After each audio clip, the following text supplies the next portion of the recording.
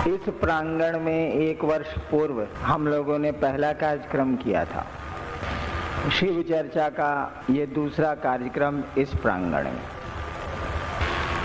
आपको मालूम है कि इस आयोजन का, इस कार्यक्रम का मकसद क्या है। इस कार्यक्रम के माध्यम से या इस महोत्सव के द्वारा एक ही बात हम लोग सुनाना और समझाना आपको चाहते हैं कि भगवान शिव की पूजा तो सदियों से, वर्षों से, हजार वर्षों से हमारे आपके घरों में होती चली आई।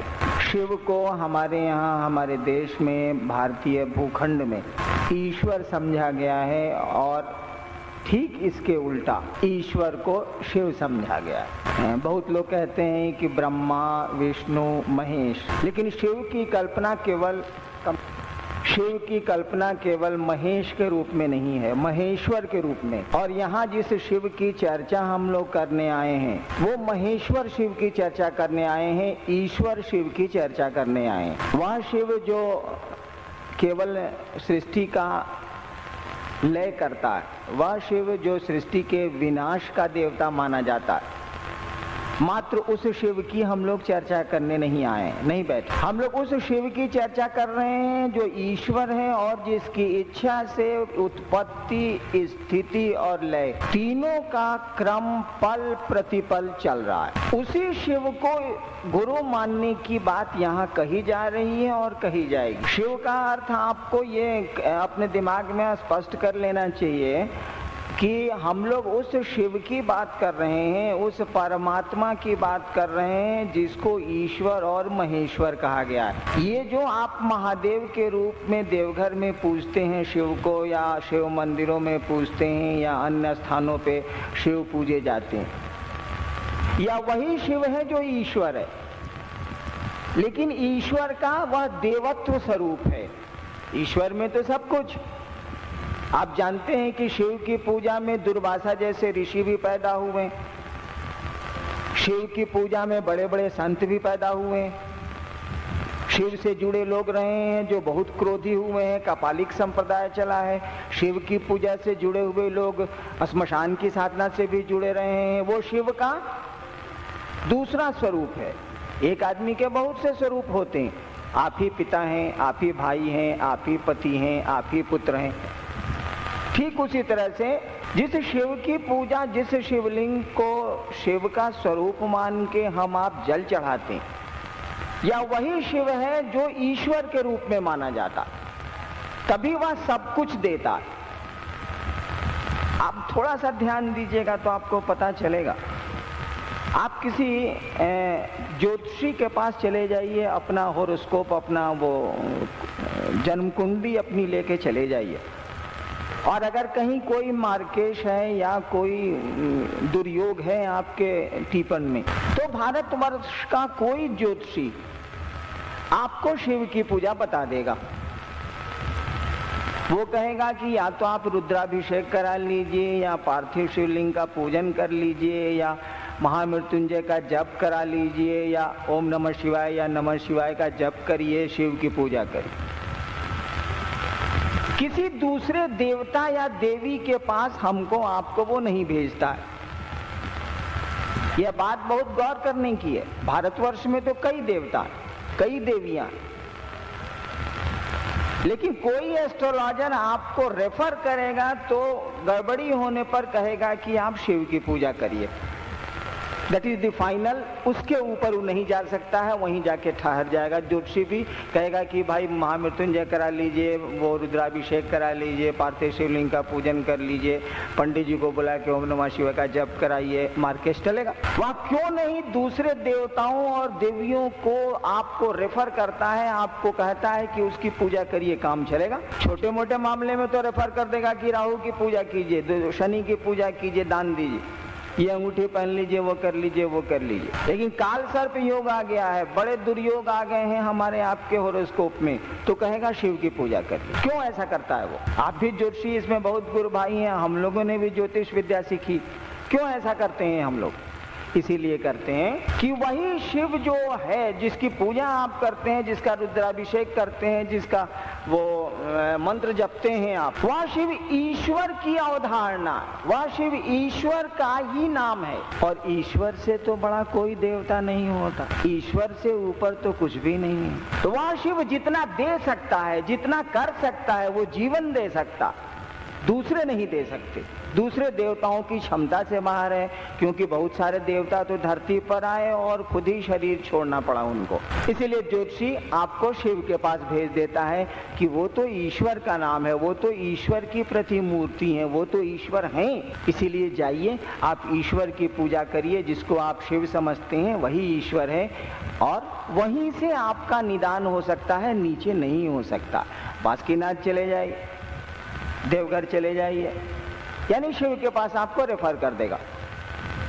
मैं आपसे कह रहा था, हम लोग भी उसी शिव की बात कर रहे हैं जो आपके घरों में महादेव के रूप में पूजा जाता है। और आपके घरों में जो शिव पूजे जाते हैं हजारों वर्षों से, वो वही शिव हैं जो ईश्वर हैं। वही ईश्वर है जो शिव के रूप में पूजा जाता है, जिसकी इच्छा से समस्त सृष्टि की उत्पत्ति, स्थिति और लय का क्रम पल प्रतिपल चल रहा है। पल पल चीजें पनप रही हैं, रह रही हैं और टूट रही हैं। वही ईश्वर है, वही शिव है। जब ईश्वर की बात कही जा रही है, जब शिव का नाम ईश्वर का नाम शिव है, तो सब कुछ वही दे सकते हैं, ज्ञान भी वही दे सकते हैं। ज्योतिषी भी आपको मांगने के लिए कहते हैं तो कहते हैं शिव के पास चले जाइए, बेटा चाहिए तो, सुख चाहिए तो, रोग से निदान चाहिए तो। बहुत ऊपर का मामला है तो शिव के पास जाइए, नीचे का मामला है तब तो इधर उधर से भी हो जाए।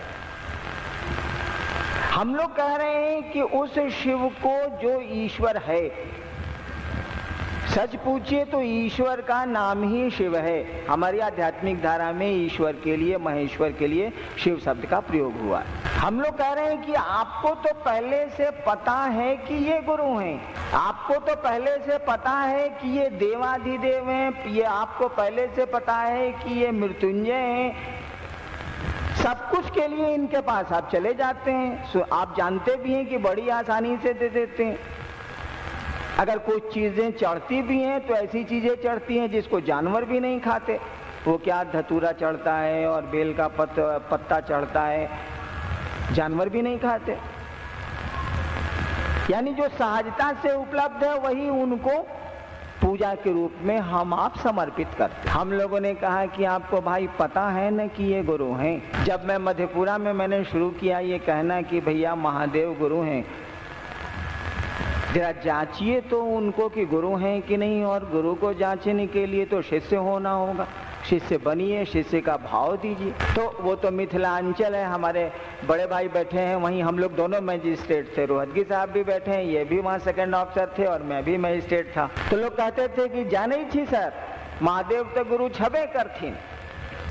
लोग कहते थे मैथिली में कि जानते हैं महादेव तो गुरु हैं। जानते तो हम हैं कि एचईसी में एक विद्यालय है, बंगला उच्च विद्यालय, लेकिन न कभी बच्चे को पढ़ने के लिए भेजा, न खुद पढ़े। जब सबसे बढ़िया विद्यालय है, आप जानते हैं, और फीस भी नहीं लगती है, तो क्यों नहीं पढ़ते हैं भाई साहब? बच्चे को क्यों नहीं भेजते हैं पढ़ने के लिए? हम लोगों ने बस यही काम किया। हम लोगों ने कहा कि आपको पता है न कि शिव गुरु सबसे बड़े गुरु हैं, वो ईश्वर ही हैं, उनसे बड़ा गुरु हो ही नहीं सकता। हम लोगों ने कहा कि जब गुरु हैं तो जरा जुड़ के देखिए, तो गुरु से तो जब कोई जुड़ेगा तो शिष्य के रूप में जुड़ेगा, वकील से जुड़ना होगा तो क्लाइंट के रूप में जुड़ना होगा, डॉक्टर से जुड़ना होगा तो रोगी के रूप में जुड़ना होगा, या रोगी को लेके जाना होगा इलाज कराने के लिए। डॉक्टर पिता होगा तो पुत्र से जुड़ेगा, लेकिन डॉक्टर की कुर्सी पर तो रोगी से जुड़ेगा। शिक्षक की भी वही स्थिति है। शिक्षक जब भी जुड़ेगा तो अपने विद्यार्थी से जुड़ेगा, पिता होगा तो अपने पुत्र से जुड़ेगा। वही शिक्षक जब किसी का पुत्र होगा तो पिता से जुड़ेगा, लेकिन शिक्षक मात्र शिक्षक के रूप में तो विद्यार्थी से जुड़ेगा। ठीक उसी तरह से वह शिव महादेव के रूप में पूजा करने वालों से जुड़ेगा, जो उसको प्रसन्न कर लेंगे उनसे जुड़ेगा। देवता का अर्थ ही होता है देने वाला, दानव का अर्थ ही होता है लेने वाला। तो गुरु के रूप में जुड़ने के लिए तो शिष्य के रूप में जुड़ना होगा, गुरु से जुड़ने के लिए शिष्य होना होगा। हम लोगों ने कहा पुट टू टेस्ट, जज बाय रिजल्ट्स, जांच लीजिए क्या लगता है आपका। और अभी हमारे रांची के वीरेंद्र भाई कह रहे थे ना कि किसी से रिश्ता बनाना है तो मान लीजिए, बाप को आप बाप मानते हैं तो वो पिता है, भाई को भाई मानते हैं तो वो भाई है, दुश्मन को किसी को दुश्मन मान लीजिएगा और भूलिएगा नहीं तो दुश्मनी चलती चली जाएगी, मित्र मान लीजिएगा भूलिएगा नहीं तो मित्रता बढ़ती चली जाएगी, गुरु मान लीजिएगा भूलिएगा नहीं तो गुरु अगर साला बेईमान नहीं है तो अपना काम करेगा, आपको पढ़ाएगा, वो भी शिक्षक के मामले में भी वही है। तो शिव तो गुरु है, ये आपको हमसे पहले से पता, भारतवर्ष को तो सदियों से पता। शास्त्र भी कहते हैं कि शंभवे गुरुवे नमः। शिव पुराण में ब्रह्मा और विष्णु ने इसी श्लोक से स्तुति की है शिव की, शंभवे गुरवे नमः, शिव गुरु को प्रणाम। तो जिस शिव से हम लोग इतनी करीबी से जुड़े, सुना है ना आपने, चंदा मामा सबके मामा, शिव घर घर के बाबा, जो हमारा बाबा है। अब सावन आ रहा है, सचिवालय में लोग दरखास्त देंगे कि हम लोगों को कामर लेके जाना है या हमको 7 दिन की छुट्टी दी जाए, बाहर जाना है। हम लोग पूछते हैं भाई साहब 6 दिन की छुट्टी लेके आप कहाँ जा रहे हैं, कैसे काम होगा? तो कहता है सर बाबा धाम में जाएंगे, सावन आ गया, कामर लेके जाना। वो कहाँ बोलता है कि देवघर जा रहे हैं, कहता है बाबा धाम जा रहे हैं। यानी आप अपने बाबा धाम जा रहे हैं, अपने बाबा के घर जा रहे हैं। हम लोग महादेव के चेला है, महादेव शर्त एक ठो लगा दें, कहीं गुरु उनको बनना है, हम लोगों को तो बनना नहीं है। महादेव एक शर्त लगा दें कि जो प्याज खाएंगे उनके हम गुरु नहीं बनेंगे, उसके क्या कि जगत गुरु नहीं है, वो तो लिखेगा कि जो प्याज नहीं खाते हैं उसी के हम गुरु हैं। जगत में तो ऐसे भी लोग हैं जो प्याज खाते हैं, तो कोई रोक भी नहीं लगा सकते हम, आप कोई प्रतिबंध भी नहीं लगा सकते। बुद्ध की तरह तो कह नहीं सकते शिव कि भिक्षा पात्र लेके आओ, गोरखनाथ की तरह तो शिव कह नहीं सकते सुना और सुंदरी छोड़ के आओ, गृहस्थ जीवन छोड़ के आओ। वो तो जगत के गुरु हैं, वो तो कुछ बोल ही नहीं सकते, वो तो कोई वर्जना आरोपित कर ही नहीं सकते, वो तो कोई प्रतिबंध लगा ही नहीं सकते, क्योंकि जगत गुरु की कुर्सी पर वो बैठे हैं। आप विचार करिए कि मेडिकल साइंस में आपको खाना चाहिए कि नहीं खाना चाहिए, आप जानिए। आप विचार करिए कि गर्मी में, जाड़े में, गर्मी में आप उलेन पहनिएगा कि नहीं पहनिएगा। आप शिव का शिष्य हो के गर्मी में ओवरकोट पहन के बैठिए, कोई दिक्कत नहीं है महादेव को, आप पहनिए ओवरकोट, साले उबलते रहिए, शिव को क्या परेशानी। आपके ना पहनने पर कोई प्रतिबंध है, ना खाने पे प्रतिबंध है, ना रहने पे प्रतिबंध है। एक आदमी ने पूछा कि भाई साहब महादेव को गुरु मानने पर रुद्राक्ष पहनना होगा? हमका कौन कह दिया कि पहनना हो? जिस दिन ये नियम बन जाएगा कि शिव का शिष्य होने के लिए कलाई में रुद्राक्ष पहनना होगा, उस दिन 20 आदमी मिल जाएंगे कम से कम पूरी दुनिया में जो कहेंगे हम ना पहने, हमारा मौन। तो क्या कहिएगा कि नहीं पहनिएगा तो आप महादेव का चेला नहीं हो सकते हैं। आप नहीं बोल सकते कुछ, इसलिए नहीं बोल सकते। वो तो जगत का गुरु है, वो आदमी उस गुरु को गुरु चेला मानेगा, उसका चेला बनेगा, उसको गुरु मानेगा। वो जगत गुरु तो कुछ भी नियम नहीं लागू कर सकता, वो जगत का गुरु है। जगत में भिन्न भिन्न तरह के लोग होते हैं। कोई कहेगा कि बिना मांस खाए हम अफ्रीका में रहते हैं भाई साहब, और नदी के अमेज़न घाटी में रहते हैं, बिना मछली खाए तो मुझको तो खाना ही नहीं मिलेगा। आप कहते हैं मछली नहीं खाइए शिव का शिष्य होके, तो हम क्या? वो तो जगत का गुरु है, किसी को रोक नहीं सकता वो अपना शिष्य बनने के लिए। कोई प्रतिबंध, कोई वर्जना वो आरोपित कर ही नहीं सकता, लगा ही नहीं सकता वो। हम लोगों ने कहा शिव का शिष्य होने के लिए कोई वर्जना नहीं है। ऐसा थोड़ी ही है कि हम लोगों को नहीं समझ में आता है कि समाज में क्या गलत है क्या सही है, खूब समझ में आता है। ये भी समझ में आता है कि प्याज लहसुन पेट में जाके 48 घंटे पर पचता है। ये ज्ञान तो हम लोगों को है। हम लोग समझते हैं कि मेडिकल साइंस कहता है कि ये चीज़ खाना नहीं चाहिए, ये चीज़ खाना नहीं चाहिए, ये चीज़ खाना नहीं चाहिए, ये तो हम लोग समझते हैं। लेकिन क्यों नहीं लिखते हैं, क्यों नहीं कहते हैं कि ये चीज़ छोड़ के आइए। एक बार मैं आरा गांगी श्मशान में साधना कर रहा था। उस समय पटना लॉ कॉलेज का विद्यार्थी था मैं। 1974 की बात, 73-74 की बात है। तो एक महाप्रेत ने मुझको कपालिक क्रिया बतलाई थी। 1 साल बीत गया। उस महाप्रेत ने मुझसे जब फाइनली जब सिद्धि हो गई कपालिक की, रात के 2 बजे उसने कहा कि तुमको एक फल छोड़ देना होगा। हमने 2 बजे रात में श्मशान में, गांगी श्मशान है एक आरा में, वहीं मैं बैठा हुआ था। मैं सोचने लगा कि कौन फल छोड़े साले को।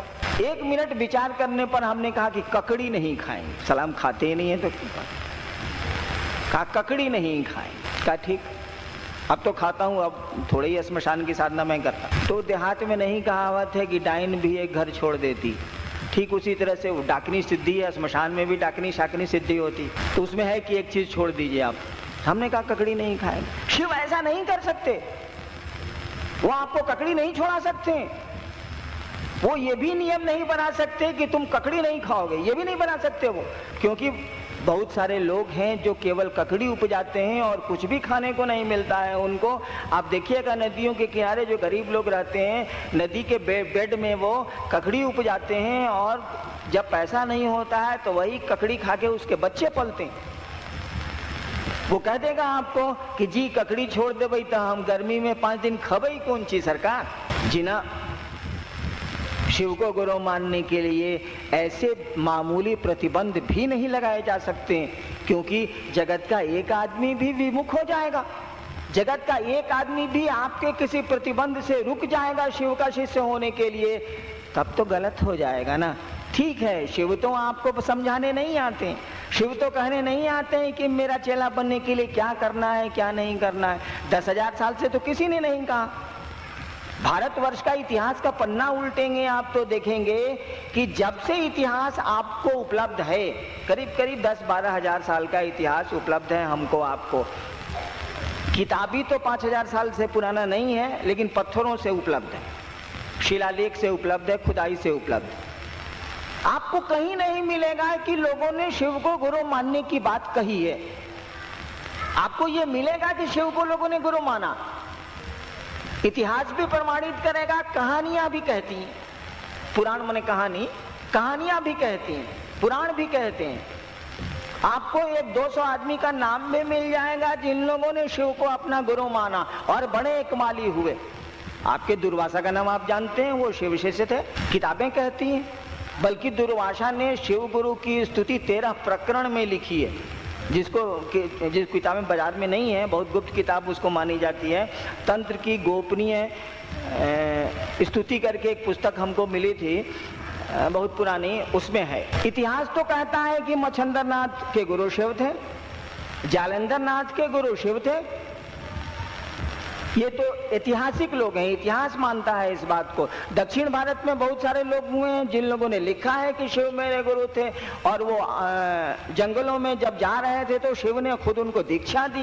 ये प्रमाण आपको मिलते हैं कि लोगों ने शिव को गुरु माना है, और शिव को गुरु मान के बड़े इकबाली लोग हुए हैं। मच्छंदर नाथ हुए, देखिए गोरखनाथ उनका चेला हुआ। जालंधर नाथ हुए, उनका चेला कन्हपा हुआ, जिसने कपालिक संप्रदाय की शुरुआत की भारतवर्ष में। लेकिन आपको कहीं नहीं मिलेगा, आपको कहीं नहीं मिलेगा कि किसी ने भी कहा हो, मच्छंदर नाथ ने कहा हो या किसी ने भी कहा हो कि हे महादेव के हम चेला हैं, आप भी महादेव को गुरु मानिए ना। कहीं नहीं है, कहीं आपको ये बात नहीं मिलती है किताबों में लिखी हुई। तो आज जब आप कहने चले हैं कि शिव को गुरु मानिए, तब तो सोच समझ के कहना होगा ना। 10,000 साल में किसी ने नहीं कहा ये बात, किसी ने कहीं नहीं कही ये बात कि शिव को गुरु मानिए आप। वो लोग शिव को गुरु माने हुए थे, बड़े इकबाली लोग हुए, खुद गुरु हुए, वो बहुत बड़े गुरु हुए। वो लोग कहा नहीं, किसी को बताया नहीं, किसी को कहा कि मैं गुरु हूं। बोलो, आज जब हम लोगों ने कहना शुरू किया कि महादेव गुरु हैं, आप उनके शिष्य बड़ी आसानी से हो सकते हैं, तब तो उसके साथ बहुत होशियारी बरतनी होगी ना।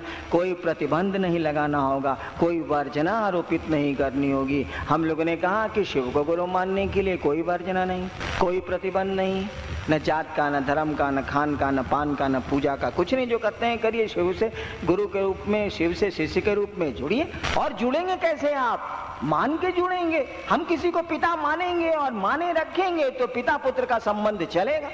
हम किसी को मित्र बनाएंगे और मित्र बना के मित्र बनाए रखेंगे। अंग्रेजी में कहावत है, फ्रेंडशिप मस्ट बी रिन्यूड। मित्रता का रिन्यूअल होता है, नवीकरण होता है, रिश्ते का भी नवीकरण होता। मित्रता एक रिश्ता है। ठीक उसी तरह से गुरु शिष्य का संबंध भी एक संबंध है, इसका रिन्यूअल होना चाहिए, इसका नवीकरण होते रहना चाहिए। अन्यथा ये आप भूल जाएंगे, रिश्ते से हो जाएंगे, रिश्ते से हो जाएंगे तो परिणाम भी कम हो जाएंगे, परिणाम बंद हो जाएंगे, मित्रता खत्म हो जाएगी भूल जाएंगे तो, शिष्यता खत्म हो जाएगी भूल जाएंगे तो कम से कम ऐसी मित्रता तो जरूर कर लेनी है कि आप सो भी जाइए तो उस मित्र को याद रहे कि आप उसके मित्र हैं, ताकि वो आपसे मिलता जुलता रहे, वही रिन्यूअल करता रहे। दोनों तरफ से रिन्यूअल होता है।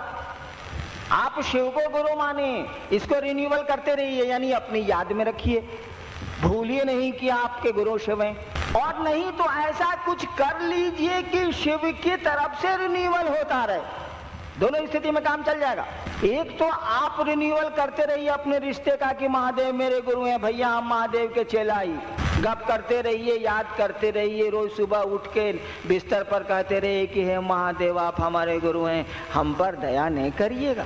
या तो आप अपनी तरफ से रिन्यूअल करते रहिए, शिव गुरु की चर्चा करते रहिए, रिन्यूअल करते रहिए, या फिर रिश्ता ऐसा बना लीजिए कि वो शिव ही रिन्यूअल करता रहे, शिव ही आपको जगाता रहे कि तू मेरा चेला, अरे तू सो गया, उठ उठ उठ तू मेरा चेला है। यानी दाखिला ऐसा कर लीजिए कि शिक्षक ही सुबह 4 बजे आपको जगा दें, रे ससुरा अभी तक सोया हुआ है, उठो ना सुबह हुई है, पढ़ेगा नहीं। शिक्षक जगाते हैं छात्र को, शिक्षक जागरूक करते हैं अपने छात्र को, बट व्हेन, कब?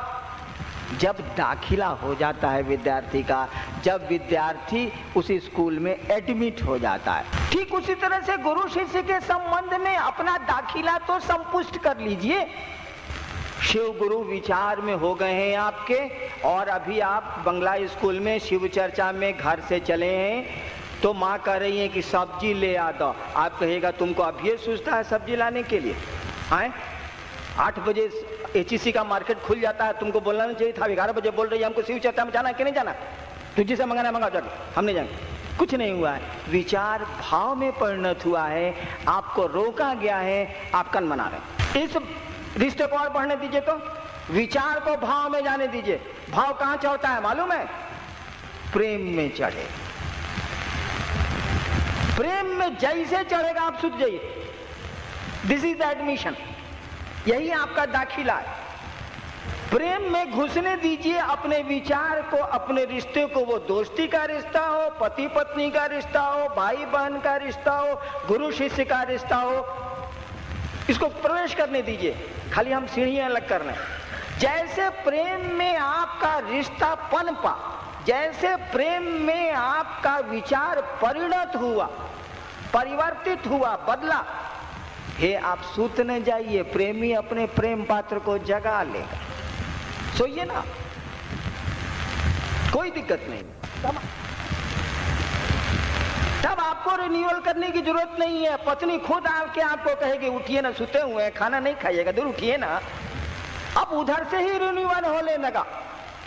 शिष्यता इस दूरी तक चढ़ा लीजिए कि अपने गुरु से प्रेम पनप जाए। हे उसके बाद आप सूत जाइए ना, महादेव गुरु है, गुरु जवाब दे ही लेते हैं, न सोने देंगे। मेरी क्या स्थिति है देखते हैं आप। सचिवालय से आता हूं 6 बजे, भीतर गया नहीं, क्या मन में खुद बुद्धि है कि साला चले बाहर में, गुरु भाई लोग आया हुआ, बाहर चला गया। 11 बजे रात तक बाहर रहा, फिर आया, भोजन किया। सुबह नींद नहीं खुली कि बल्कि 5 बजे भोरे वाइफ कहती है कि देखिए ना गेट पर 2-3 आदमी है, ताला खुलवा दें। हम कहा खुलवा दें। अब गुरु रिन्यूअल कर रहे हैं, अब गुरु जागरूक हो गए हैं, वो आपसे रिश्ता बनाए हुए हैं। जब शिव ही आपसे रिश्ता बना लेंगे, बचेगा क्या? उनसे भी ताकतवर कुछ होता है, ईश्वर से भी ऊपर कुछ है। लेकिन पहले तो प्लंज आउट खुद करना होगा, पहले तो अपने को फेंकना होगा उस रिश्ते में। मैं नहीं कहता कि आप समर्पित होइए, रिश्ते को जोड़िए। पहले तो आपको हमको रिश्ता बनाना होगा, क्योंकि वो गुरु है, एडमिशन हमको आपको लेना है, विद्यालय है, स्थापित है। सभी जानते हैं इससे बड़ा विद्यालय नहीं होता है, सभी जानते हैं शिव से बड़ा गुरु नहीं है, सभी जानते हैं कि शिव वही शिव है जो हमारे घर का बाबा है, जिससे 1000 वर्षों से हम आप जुड़े। वी नो इट, हम लोगों को पता है। हमारे माँ बाप भी उनकी पूजा करते रहे हैं, हमारे पूर्वज भी करते रहे हैं, हम भी लोग भी गलती से या मन से कभी प्रणाम कर ही लेते हैं। उसी को गुरु बनाना। तो अपना वो तो एस्टैब्लिश्ड है, वो तो सदियों से स्थापित है। रिश्ते हमको आपको बनाने हैं और शिष्य का रिश्ता बनाना है। बाबा का तो रिश्ता है ही, उसी से पढ़ना है। कहना है कि रउआ हमरा तो बाबा छेबे करिए, सरकार हमरा पढ़ेबे नहीं, सरकार हमको ज्ञान नहीं दीजिएगा। बिना ज्ञान के तो न धरती चलती है न आसमान चलता। ये माइक तो है, अकिल हम लोगों को नहीं रहे इसको ऑन करने की। प्रयोग होगा इसका, चिल्ला चिल्ला के बोलिएगा तब वो लोग नहीं सुनेगा। ज्ञान तो चाहिए ना। इतने विद्यालय क्यों खोले गए हैं विश्व में? ज्ञान देने के लिए। इतनी पाठशालाएं, इतने तरह तरह के विज्ञान के जो इंस्टीट्यूट संस्थान चल रहे हैं वो ज्ञान देने के लिए। आदमी के बच्चे को ज्ञान देना पड़ता है। जानवर के बच्चे प्रकृति से ज्ञान लेके आते हैं। आदमी का बच्चा पैदा होता है तो माँ दूध पिलाती है, जानवर का बच्चा होता है तो गाय दूध नहीं पिलाती है, बच्चे दूध पीते हैं। क्यों? इसीलिए कि आदमी के में जो माँ है उसको ये बुद्धि है कि बच्चे को उठा के वो दूध पिलाएगी, उसको बुद्धि है। प्रकृति उसको दे के भेजी हुई है कि आदमी है, इसको बुद्धि है। लेकिन गाय को ये बुद्धि नहीं देती है प्रकृति, वो बच्चे को ही ताकत दे देती है कि बच्चा जब पैदा होता है तो खुद ही उठता है और माँ के को क्या कहते हैं थन में दूध पीता है। तो आदमी के बच्चे को ज्ञान देना पड़ता। इसीलिए गुरुओं की भी परंपरा ईश्वर ने चलाई है। इंसान भी उसी ईश्वर गुरु से अपनी शक्ति लेके गुरु बनते हैं। यहाँ पर वही शिव गुरु हैं। इसीलिए कहा जाता है कि वो तो गुरुओं के गुरु हैं, क्योंकि कोई भी गुरु होता है तो उसी गुरु की ही शक्ति से गुरु बनता है, उस शिव की गुरु की ही शक्ति से वो गुरु बनता है। उसी का अंश लेता है, वो उनके गुरु भाव का अंश लेता है, उनके दया भाव का अंश व्यक्ति में आता है। तो कोई बुद्ध होता है, कोई महावीर होता है, कोई कीनाराम होता है तो कोई मच्छंदरनाथ होता है, उसी का अंश मात्र है। हम तो कह रहे हैं कि गुरु शंकर रूपिणों का है जी। शिव जैसा गुरु क्यों खोज रहे हो? शिव नहीं है क्या? मर गए क्या? भैया कभी आपने मरने की बात नहीं कही, क्योंकि आपको पैदा होने की खबर ही नहीं है तो मरने की बात आप कर ही नहीं सकते। जिसके पैदा होने की, जिसका जन्माष्टमी बनाइएगा, जिसकी रामनवमी बनाइएगा, उसके बारे में आपको पता है कि किसी ने जल समाधि ले ली तो किसी को बहेलिए के तीर से शरीर छोड़ना पड़ा। लेकिन शिव की तो आप कोई अष्टमी नवमी नहीं मनाते। इसीलिए नहीं मनाते हैं कि आपको पता ही नहीं है कि शिव पैदा हुए थे। आप तो शिवरात्रि मनाते हैं, स्थिति मनाते हैं, विवाह का दिन मनाते हैं। आप तो उनका जन्मदिन मना ही नहीं सकते, आपको पता ही नहीं है। और जिसके जन्म का पता नहीं है उसके मरण का पता आपको नहीं चलेगा। इसीलिए शिव की शिवरात्रि मनाई जाती है। तो जब शिव गुरु के रूप में उपलब्ध हैं, देवता के रूप में उपलब्ध हैं, तो आप ऐसा क्यों करते हैं कि महादेव जैसा देवता चाहिए? महादेव तो उपलब्ध है, कुछ भी नहीं लगता है। सभी देवताओं से कम खर्च है शिव की पूजा में, कम मेहनत है शिव की पूजा में, कम ड्यूरेशन है, कम समय लगता है, कम शक्ति लगती है, कम साधन लगते हैं। धतूरा चला दीजिए, पानी चला दीजिए, काम चल जाएगा। भजन भी नहीं गाना है, वो मुंह में कैसे अंगूठा हिलाते हैं लोग, वो कर देते हैं, उसी से काम चल जाता है। जिसको गाने नहीं भी आता है वो भी कर सकता, कोई दिक्कत नहीं।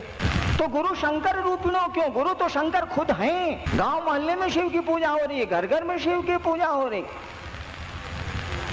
उसी शिव को अपने गुरु के रूप में जुड़ना है ताकि वो ज्ञान दे हमको।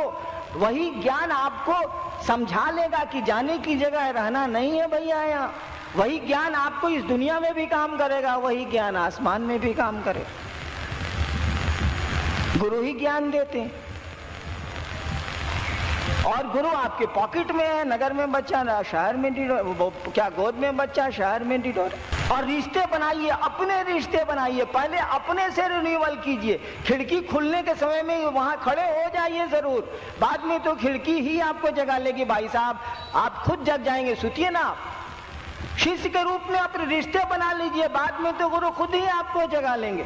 जब मैं मधेपुरा में आज से 16-17 साल पहले मैजिस्ट्रेट था, तो हमारे मजिस्ट्रेट साहब बैठे हुए हैं, अब तो सेवानिवृत्त हो गए हैं। जब मेरे साथ थे मधेपुरा में तो मैं कहता था इन लोगों को, हालांकि बहुत कम उम्र थी मेरी उस समय, मैं कहता था कि सर महादेव को गुरु माने, चादर तान के सूत जाइएगा। उसकी जवाबदेही है, खाली रिश्ता बना लीजिए, दाखिला ले लीजिए। और वही हुआ। अब हम लोग सो नहीं सकते।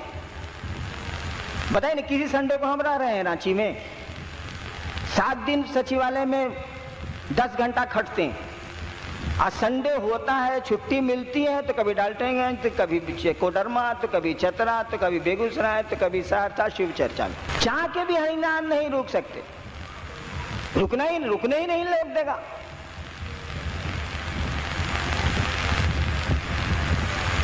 यानी वही रिन्यूअल कर रहा है। अब तो शिव ही आपको हमको जगा रहे हैं। बस मामला खत्म हो गया। जब शिव की तरफ से चली दोस्ती, शिव की तरफ से चला प्यार, तब क्या दिक्कत है, तब क्या मेहनत। शुरू में मेहनत, शुरू में संकल्प की जरूरत है, शुरू में भाव की जरूरत है, शुरू में इस विचार को कायम रखने की जरूरत है कि हे सरकार, आप मेरे गुरु हैं, हम पर दया नहीं करिएगा। क्या लगता है इसमें हमको जरा समझाइए तो आप लोग। रात में सोने गए हैं बिस्तर पर, बिछौना में बिछौना पर चले गए, चादर ओढ़ लीजिए, रांची है, ठंड पड़ती, सूत जाइए। नींद आने के पहले महादेव की तस्वीर अगर मानते हैं तो कोई तस्वीर दिमाग में आने दीजिए, याद करिए। नहीं मानते हैं तो शून्य में अपने मन को ले जाइए।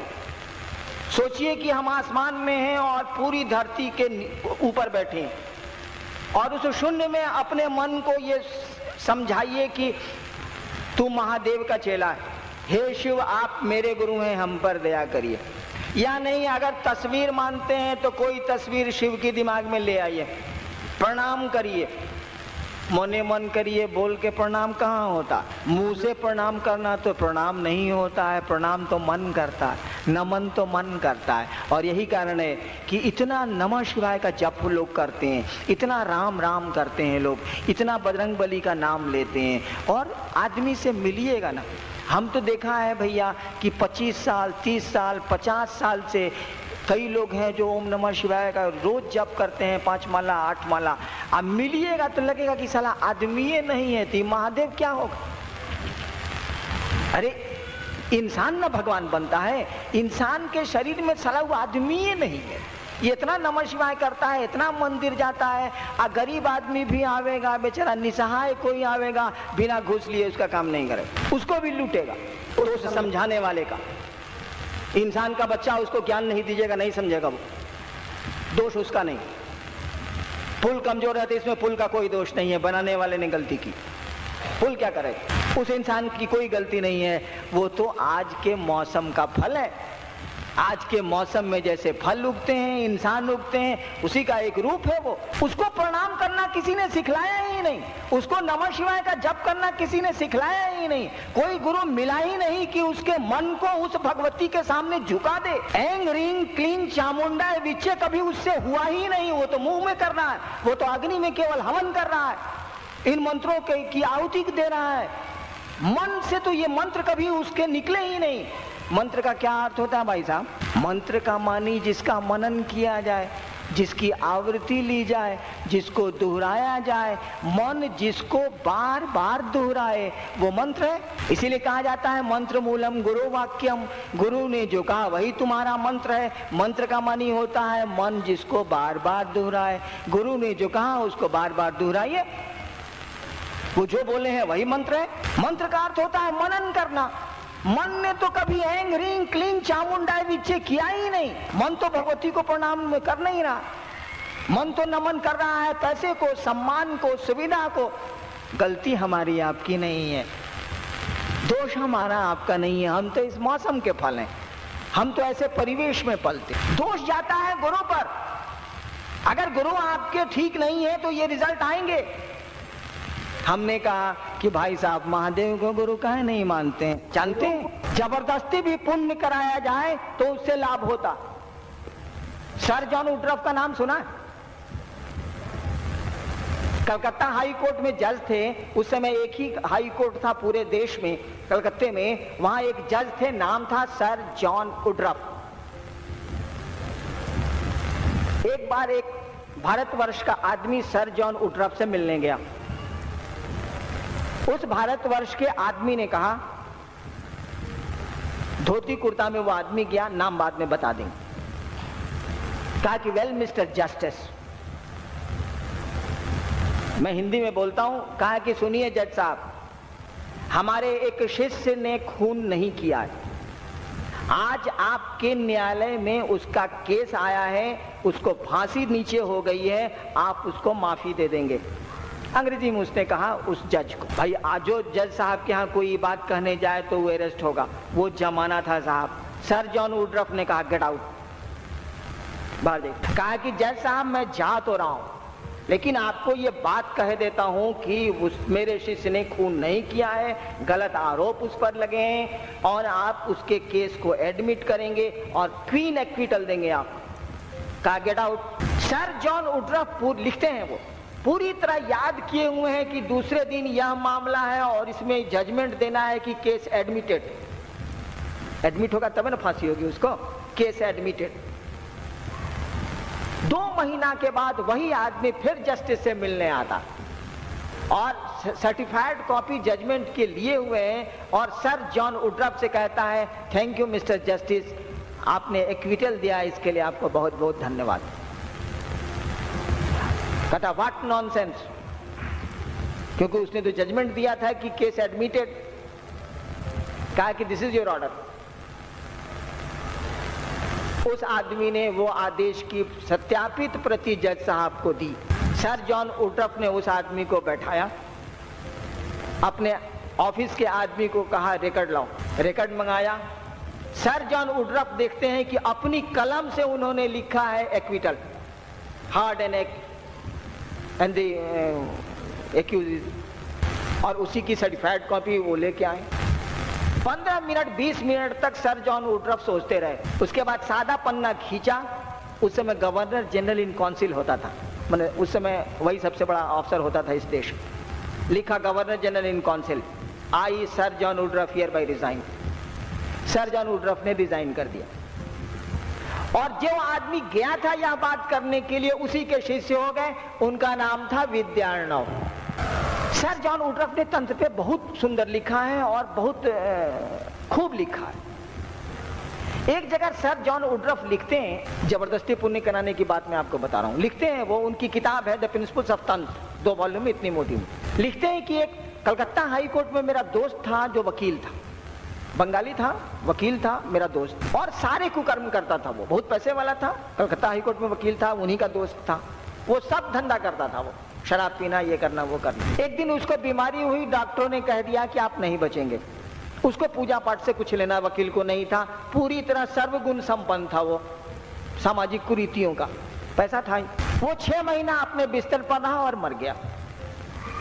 उसका सर जॉन वुडरॉफ का मित्र जो वकील था 6 महीने बिस्तर पर रहा और मर गया। सर जॉन वुडरॉफ लिखते हैं कि जब वो मर गया तो मैंने उसको आसमान में बुलाया, आसमान से बुलाया और उससे बातें की। सर जॉन वुडरॉफ लिखते हैं कि तुम अभी कहाँ हो? सर जॉन वुडरॉफ ने अपने मित्र वकील, मरे हुए मित्र वकील से पूछा अभी तुम कहाँ हो? तो उसने बताया उनको कि मैं शिवलोक में हूं। सर जॉन वुडरॉफ ने पूछा कि शिवलोक में क्या शिव रहते हैं? उसने कहा नहीं, शिवलोक में रामकृष्ण परमहंस जैसे लोग रहते हैं। शिवलोक का कोई आदमी शिव के पास नहीं जा सकता, शिवलोक में शिव नहीं रहते। कहा कि तुम शिवलोक में कैसे चले गए, तुम्हारा तो सब धंधा खराब था। कहा कि जानते हैं जब हम 6 महीना बीमार रहे तब तो कहीं जा नहीं सकते थे, तो मेरी पत्नी क्या करती थी कि कभी रामचरितमानस, कभी गीता, कभी महाभारत, सब बंगला में है, सब ले लेके पढ़ के हमको सुनाया करती थी। और तो मैं बिस्तर पे पड़ा था, कुछ कर नहीं सकता था, कहीं जा नहीं सकता था, लाचारी पत्नी पढ़ती रहती थी, मैं सुनता रहा था। मरने के पहले तक मेरे भी कुछ भाव जग गए परमात्मा के प्रति, और देखिए ना, मुझको प्रेतलोक में जाना चाहिए था, मैं शिवलोक में। मैं आपको कह रहा था जबरदस्ती भी पुण्य कराइए, जबरदस्ती भी महादेव का चेला बनाइए, अपना पॉकेट खर्चा करके चाय पिला के भी उसको राय दीजिए कि हे महादेव तो गुरु हैले ने, जरा मान के देखो ना क्या लगता है। रात में सोते समय ही बिस्तर पे कहना, याद करके उनकी तस्वीर को, उनके पांव पर अपने मन को ले जाके मन ही मन प्रणाम करके कि हे महादेव आपके हम चेला हैं, आप हमारे गुरु हैं, हम पर दया नहीं करिए। इतना करने में क्या लगता है भाई साहब?